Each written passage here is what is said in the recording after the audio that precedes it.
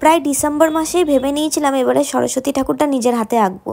তাই মোটামুটি জানুয়ারি মাস থেকেই টুকটুক করে শুরু করে দিয়েছি আঁকা। আমি অনেক দিন ধরে এঁকেছি, আস্তে আস্তে নিজের পছন্দের মতো করে শাড়ি ব্লাউজ সব কিছু ডিজাইন করেছি। তো গোটাটাই তোমাদের সাথে শেয়ার করছি। এটা আমার প্রায় 1.5 মাসের ধরে করা একটা ঠাকুরের কাজ।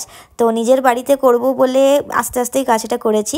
তো যাই হোক, তোমাদেরকে দেখাচ্ছি। এখন শাড়িটা রং করে নিয়েছি এবং শাড়িটা আমি ভেবেছিলাম লাল পাড় হলুদ শাড়ি করব, আর ব্লাউজটা করব রেড আর গোল্ডেন দিয়ে।